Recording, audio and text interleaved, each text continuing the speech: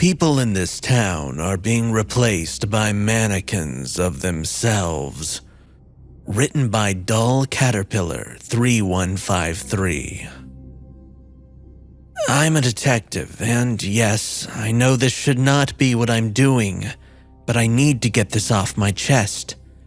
I've worked for years, and I've experienced something unlike anything you'll have ever heard of. It still makes no effing sense. Years ago, a friend of mine who also worked at the police station informed me of a case. Case name, Emily Rhodes. A 32-year-old woman had gone missing in her home in the southeast side of the town. Missing persons cases were rare for me in town, but not entirely uncustomary. My colleague, however, stated that the woman's husband wasn't making any sense with his statement. Me, being me, I decided to go and see this man for more clarity on the event, even though it wasn't my case. I approached the door of the man's house and I knocked firmly. What greeted me was a slow, uneasy opening of the door and a middle-aged man who looked like he hadn't showered in weeks. I told the man that I'd heard about the disappearance of his wife and I wanted to ask a few simple questions. He took me into his living room, and as soon as I stepped into the room, I noticed something strange. There was a mannequin of a blonde woman with glasses sitting on his couch. I tried my best to ignore it, and I sat on the single-seated couch adjacent to the mannequin. I didn't want to be rude and ask, but the man didn't seem to act like anything was unnatural. The man made us both a cup of tea and came and sat right next to the mannequin. "So, when did your wife go missing?" I queried. "It happened 3 days ago. I tried to look for her myself and I couldn't find her anywhere. On the morning she went missing, I came downstairs and I saw this mannequin here. It looks just like her. I don't understand what's happening. Where is my wife and how did this get her?" I looked into the eyes of the mannequin and something felt really off about it. For something that was mostly just plastic, it looked extremely human-like. I felt very confused about the situation initially. My rational mind then started to click. In an attempt to make sense of the encounter, I assumed that the man was crazy. The mannequin was perhaps some sort of coping mechanism after losing his wife who left him.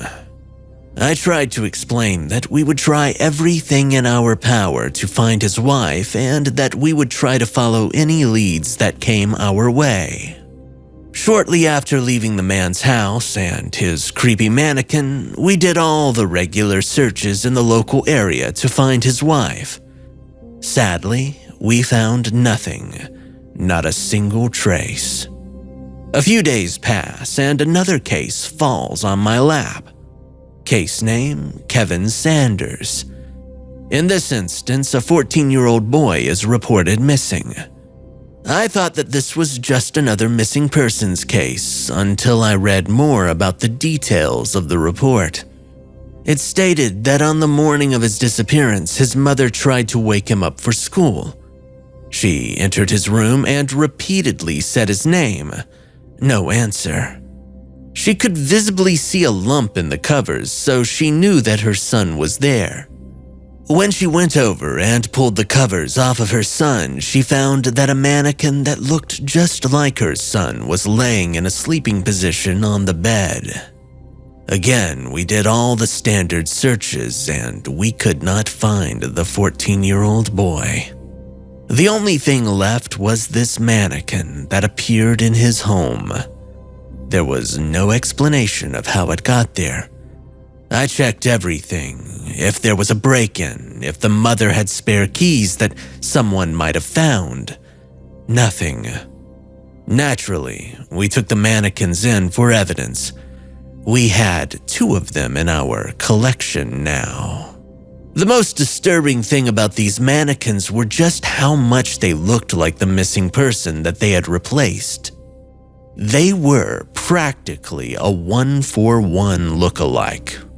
The most notable difference was that lights reflected off of the plastic distinctly different from the way that it does on human skin. It made all of us at the station feel incredibly uneasy. We were now definitely aware that something strange was going on. 2 people were gone, and 2 mannequins that looked like them appeared in a relatively similar part of town. Obviously, it was not a coincidence.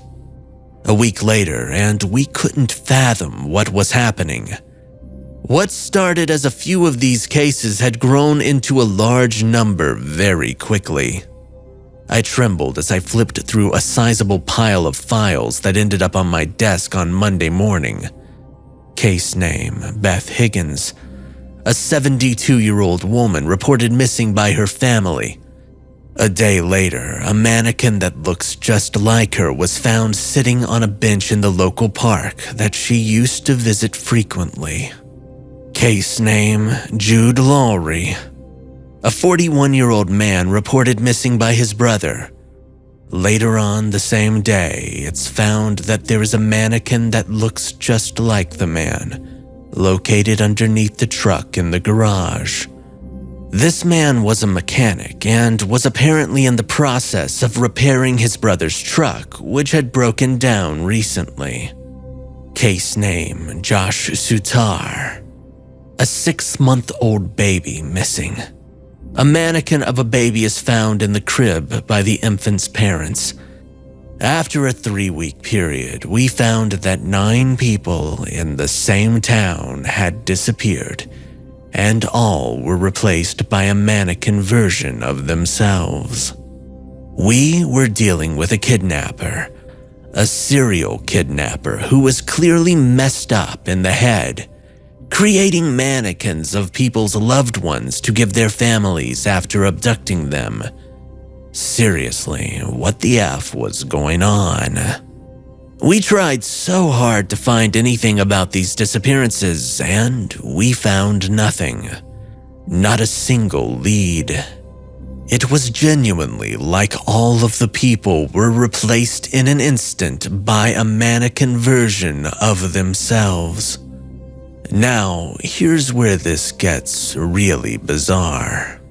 You see, where I'm from, we can only hold evidence for 6 months after the time of an offense. In that time period, we found nothing of importance regarding the mannequins. No fingerprints, no loose hairs on them. Nothing ultimately useful to us. Therefore, they had to be returned to the place that we'd found them.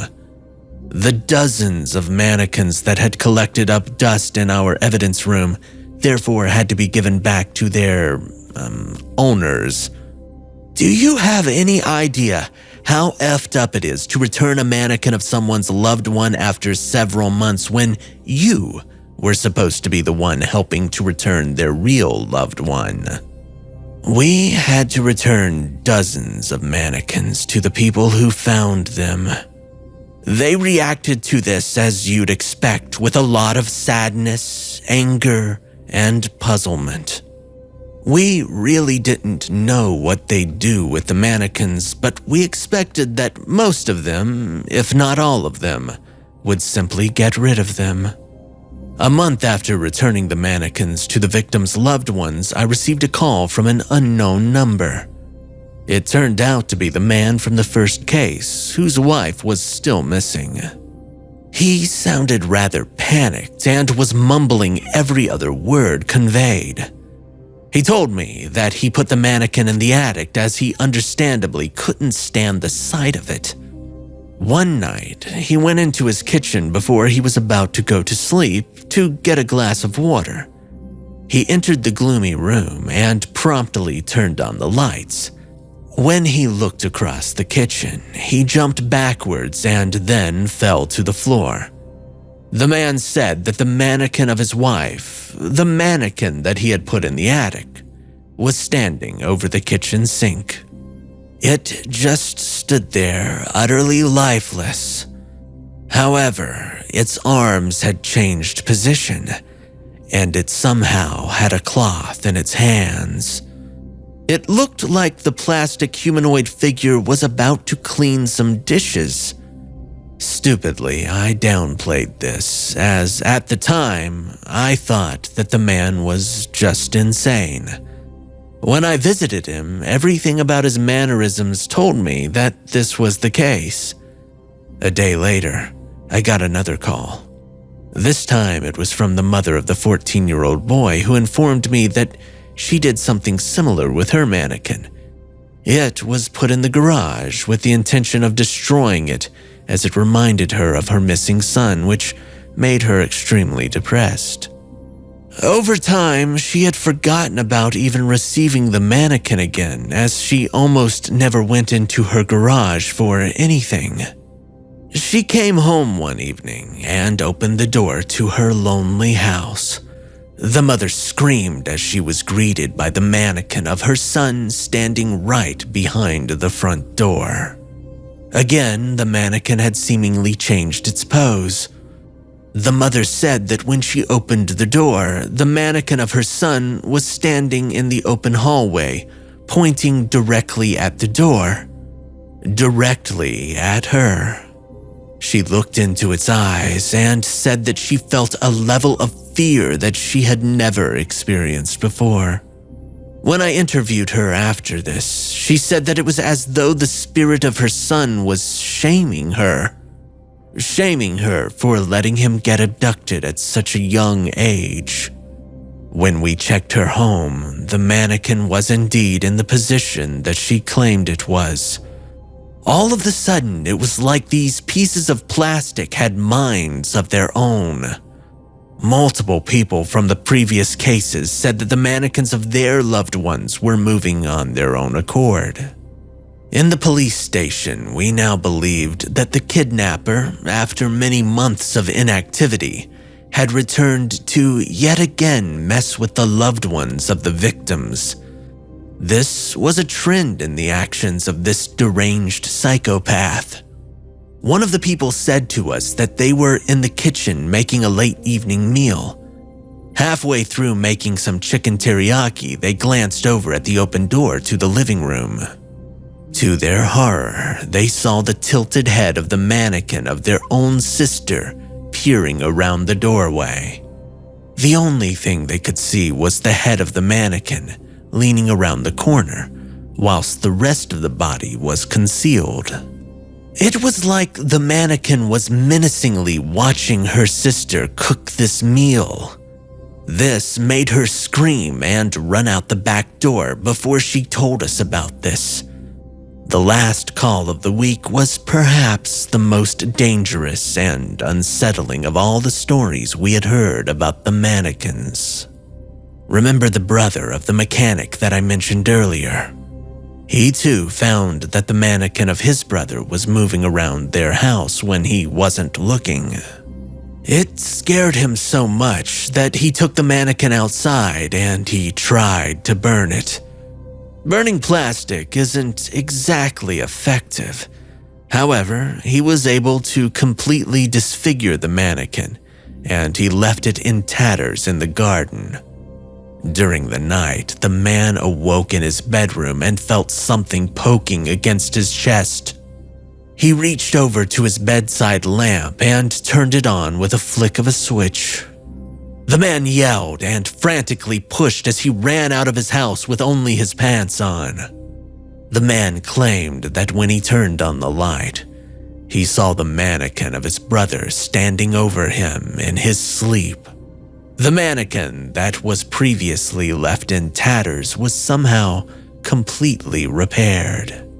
It had a knife going through its hand, and it was holding it against the man's chest.